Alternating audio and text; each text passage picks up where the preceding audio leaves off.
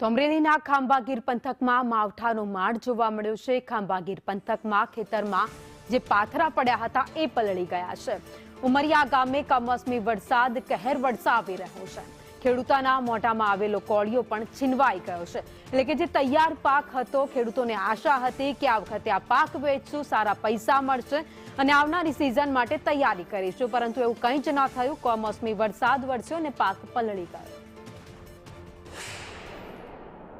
ગત મોડી રાતથી ખાંભા શહેર અને ગીર પંથકના ગ્રામ્ય વિસ્તારમાં કમોસમી ધોધમાર વરસાદ પડવાના પગલે ક્યાંક ને ક્યાંક ખાંભાના નદી નાળા સહિત છલકાયા છે અને હાલ ખેડૂતોને મોસમ હતી અને મગફળીનો તૈયાર પાક હતો, પરંતુ આ કમોસમી વરસાદ મોડી રાતે ધોધમાર પડવાથી ક્યાંક ને ખેડૂતના ખેતરો પાણીના બેટમાં ફેરવાયા છે ને માંડવીના તૈયાર પાથરા હતા તે પાણીમાં તરબોળ થયા છે। હું આપને સીધા જ દ્રશ્ય દેખાડે કે સંદેશ ન્યૂઝની team ground zero report Umariya ગામે પહોંચી છે। ત્યાં દ્રશ્યમાં જોઈ શકો છો તે પ્રમાણે ખેડૂતોનો તૈયાર પાક મગફળી ન હતો તે પાણીના ખેતરો પાણીના બેટમાં ફેરવાય છે અને પાથરા પાણીમાં તરબોળ થતા ખેડૂતોને કંઈક ને કંઈક મોય આવેલો કોળિયો જ કુદરતે ઝૂંટવી લીધો હોય તેવી પરિસ્થિતિનું નિર્માણ થયું છે। ભાવિક કલસરિયા, સંદેશ।